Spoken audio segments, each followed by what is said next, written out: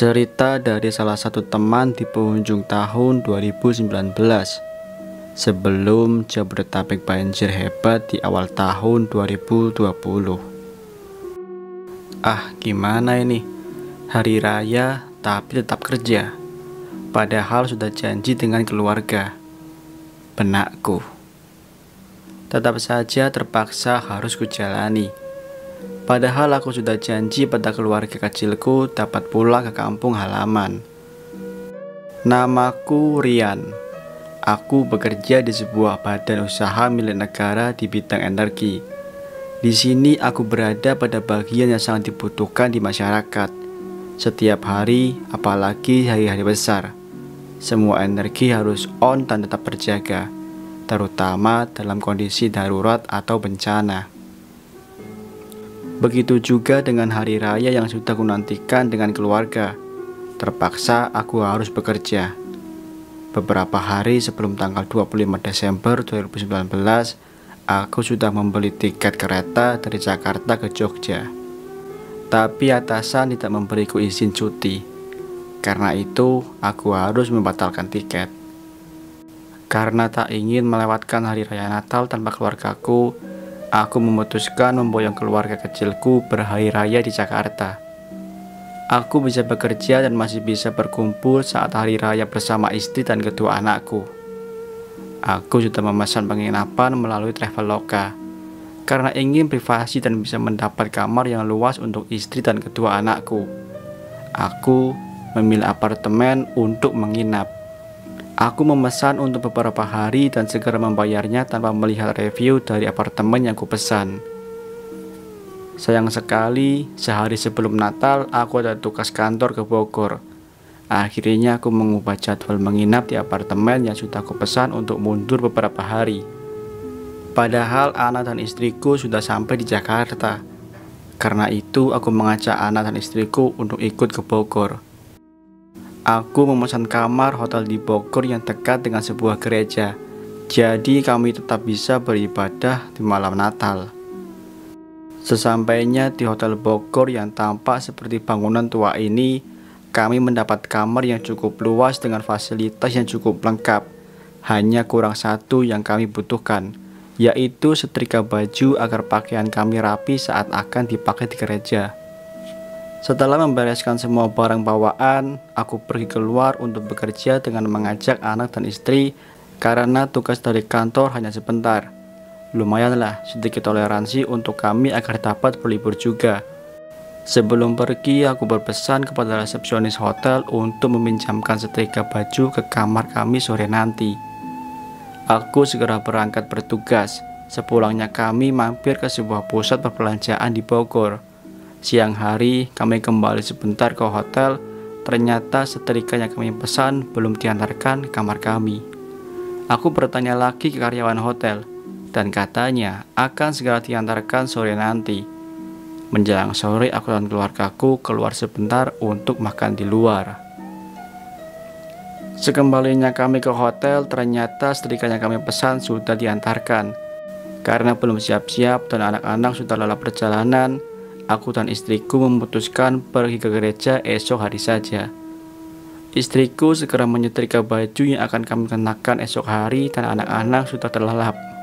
Pukul 11 malam, aku belum bisa tidur. Tiba-tiba ku dengar pintu kamar diketuk beberapa kali. Kukira mungkin karyawan hotel, tapi untuk apa jam segini? Aku segera beranjak dari tempat tidur dan membuka pintu. Ternyata dua anak laki-laki yang mengetuk pintu kamar. Mereka berwajah layaknya anak Belanda beserta pakaiannya. Aku bertanya pada mereka, "Ada apa, Nak? Apa salah kamar?" "Maaf, ini kamar kami." Tapi mereka tak menjawab. Langsung pergi tanpa mengatakan apapun. Aku tidak berpikir apapun. Mungkin hanya salah kamar, pikirku. Aku menutup kembali pintu kamar dan beristirahat. Keesokan hari kami pun sudah bersiap ke gereja sekalian check out. Aku ke resepsionis dan sedikit menanyakan tentang kedua anak yang kami temui tadi malam. "Maaf Mbak, tadi malam kok masih ada dua anak bule berkeliaran larut malam ya? Apa mereka bisa menemukan kamar mereka? Tanyaku pada resepsionis. Anu pak, anak yang mana ya? Yang datang ke saya pak, jawab resepsionisnya dengan nada yang agak gagap dan raut wajah yang agak takut. Gitu ya mbak, mungkin udah ketemu kamarnya. Ya sudah mbak, makasih, timpalku. Aku segera pergi bersama keluargaku. Kami ke gereja dan sedikit berlibur di Bogor setelahnya. Setelah puas, aku dan keluargaku kembali ke Jakarta. Kami langsung menuju apartemen GS yang sudah aku pesan sebelumnya. Kami langsung diantar ke kamar kami. Kamar yang cukup luas layaknya rumah, dengan 2 kamar tidur, dapur, dan ruang tamunya. Kamar nomor 208 lah yang akan kami tempati, tepat di samping kamar 206 yang berjajar. Di apartemen ini memang nomor kamar berjajar sesuai nomor ganjil dan genap. Membentuk lorong dengan nomor kamar ganjil dan genap saling berhadapan. Kami segera bersih-bersih dan istirahat karena lelah perjalanan dari Bogor. Esok hari aku juga masih harus pergi ke kantor kembali. Siang ini semua normal, anak-anak masih senang bermain ke sana kemari. Kami juga menikmati hari libur ini, melihat Jakarta dengan hiruk pikuknya yang tak pernah lelah. Hari sudah malam, bahkan menjelang tengah malam, aku tak juga bisa terlelap. Sudah lihat semua siaran TV, tetap tak bisa terlelap. Hingga pukul 2 dini hari, aku mendengar suara dari kamar sebelah, kamar nomor 206. Seperti ku dengar sebuah benda digeser. Mungkin meja atau lemari, entahlah. Dari suaranya seperti benda berat yang digeser. Cukup lama suara itu sampai aku memastikannya dengan menempelkan telingaku ke dinding yang berbatasan persis dengan tembok kamar 206. Aku cukup heran, kok ada suara sekeras itu bisa terdengar sampai kamar ini, dan juga saat dini hari begini. Sedang apa orang yang ada di kamar sebelah? Setauku kamar apartemen ini kedap suara. Kamar 210 yang bersebelahan dan jelas ada orangnya pun tidak ku dengar suara apapun dari tadi siang. Aku masih berpikir positif. Mungkin memang orang yang ada di kamar 206 baru saja datang dan ingin memindahkan barangnya. Sekitar 3:30 pagi aku mulai tertidur. Sepertinya tak ku dengar lagi suara dari kamar sebelah. Pukul 7 pagi, aku sudah bersiap ke kantor. Terpaksa ku tinggalkan anak-anak dan istriku di apartemen. Kususuri jalan ibu kota yang penuh sesak seperti biasa. Pekerjaan hari ini cukup lancar dan padat, membuatku tidak bisa pulang tepat waktu. Sampai menjelang malam, sekitar 5:30 sore, tiba-tiba istriku menelepon. "Pah, pulang jam berapa? Cepetan pulang, Pah." Suara istriku terdengar terburu-buru dan khawatir. "Kenapa, Mah? Ada apa?" Aku jadi ikut terhanyut dalam kekhawatiran. "Kakak, Pah. Kakak ketakutan. Sembunyi terus di bawah meja, Pah. Gak mau keluar. Ayo, Pah, pulang cepetan." Suara istriku semakin memburu untuk segera pulang. Aku segera menutup telepon, mematikan komputer, dan bergegas untuk pulang. Betapa khawatirnya dengan anak pertamaku. Kalau saja aku bisa secepat kilat tanpa terjebak dalam kemacetan Jakarta, masih terus berkecamuk dalam benakku. Ada apa dengan kakak sampai dia ketakutan seperti itu? Apa yang dia lihat? Sampai 6:30 malam aku baru bisa sampai ke apartemen. Istriku langsung menarikku ke kamar. Kudapati anak pertama meringkuk takut di bawah meja rias dari tadi sore. Langsung kudekati dan kugendong dia. Kupeluk erat sambil menenangkannya. "Gak apa-apa, Kak. Udah gak apa-apa. Papa ada di sini," ucapku pada anak pertamaku ini sambil mengelus-ngelus punggungnya. "Itu, Pah. Kakak takut itu, Pah," sambil menunjuk sudut ruang kamar ini. Aku mencoba bertanya. "Ada apa, Kak? Kakak lihat apa di situ?" Takut, Pak. Tantenya melotot sama kakak. Muka tante banyak darahnya, Pak. Anakku semakin meringkuk dan membenamkan kepalanya di pundakku. Gak apa-apa, Kak. Tante udah papa suruh pergi. Sebenarnya aku masih celingak-celinguk kesana kemari dan tak melihat apapun atau siapapun di sudut kamar ini. Anak pertamaku masih belum tenang, masih terus menangis dan tak mau turun dari kentonganku, sambil terus ngerocos ngomong gak karuan. Tanda baju merah itu jahat, Pak. Tadi katanya nemenin main kakak di kamar. Terus malah mukanya jadi serem banyak darahnya. Kakak suruh pulang gak mau, maunya nemenin kakak. Belum selesai dengan kakak yang terus menangis, adik ikut menangis melihat kakaknya. Dengan sikap istriku menggendong adik dan menenangkannya.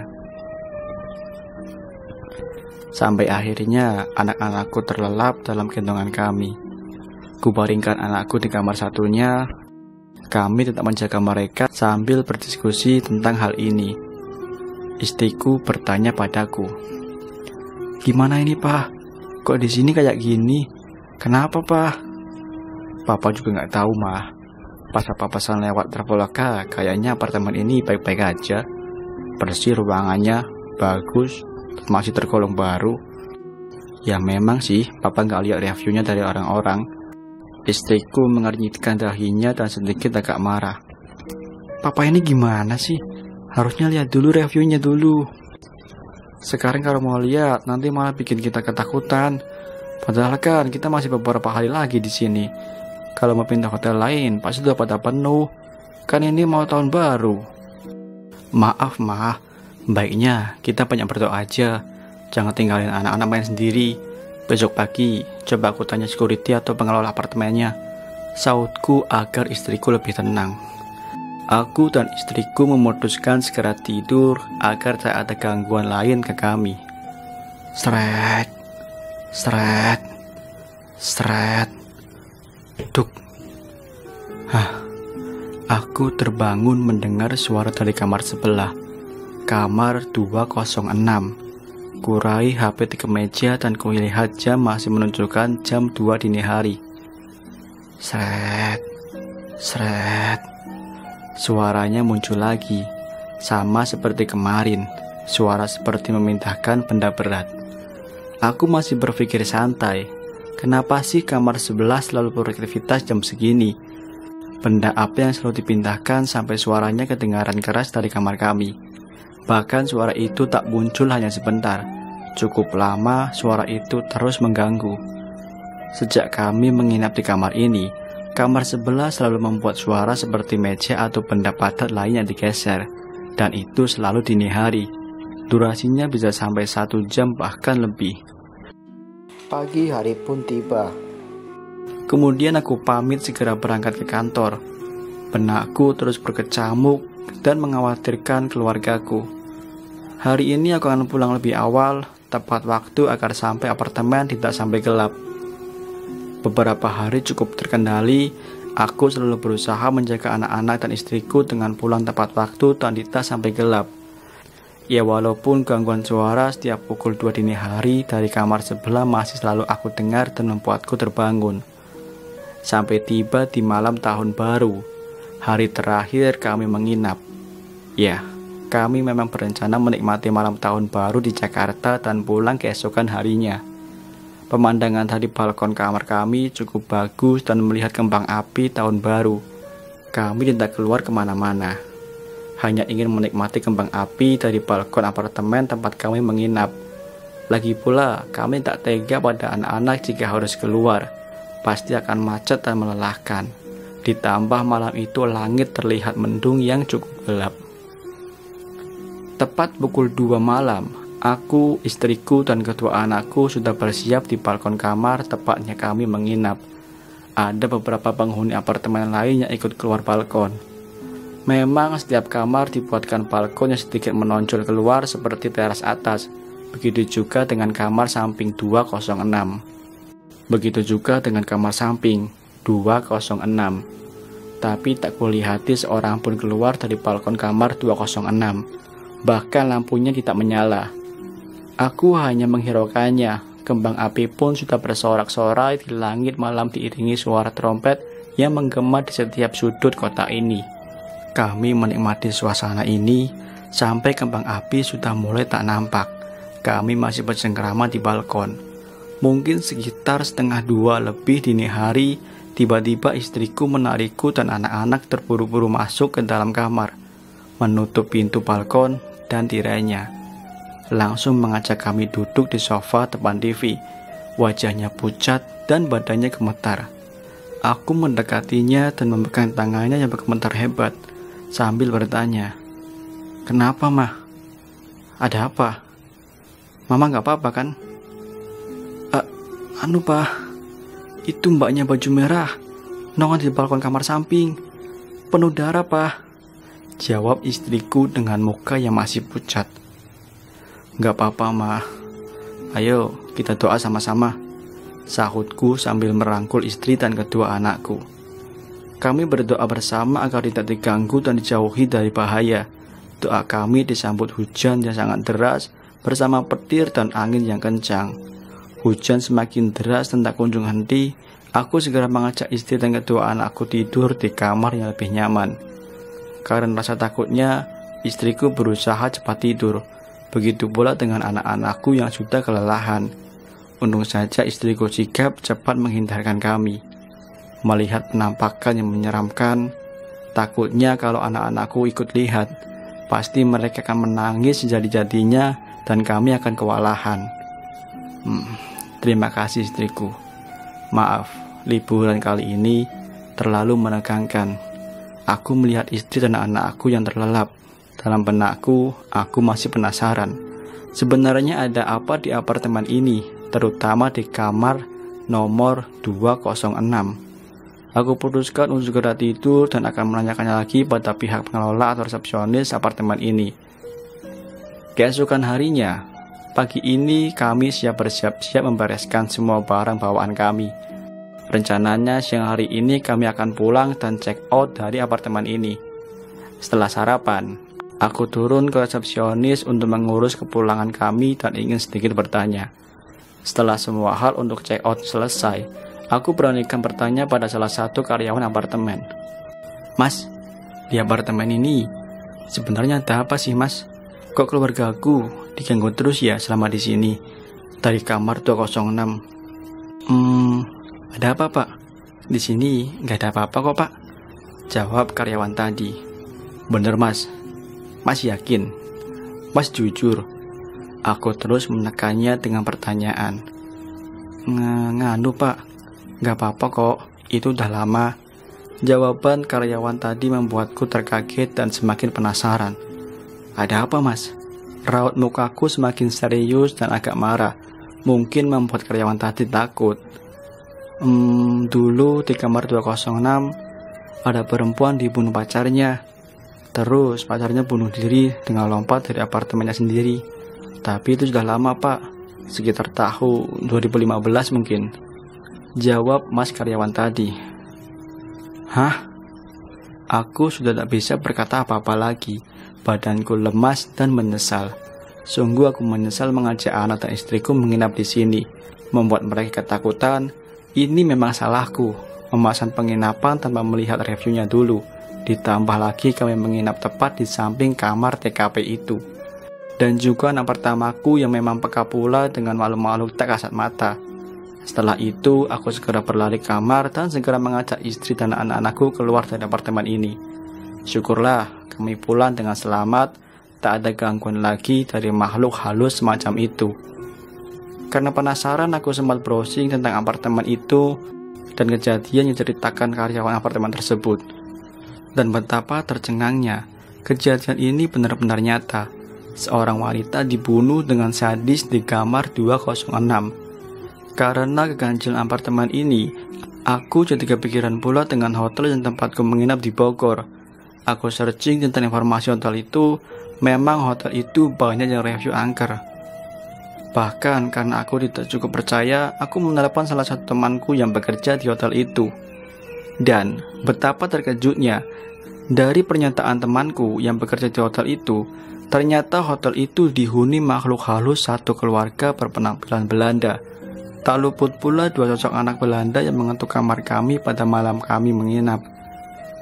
Lebih kagetnya lagi, dua anak Belanda atau makhluk halus itu tidak salah kamar. Mereka mengetuk pintu pada kamar yang tepat.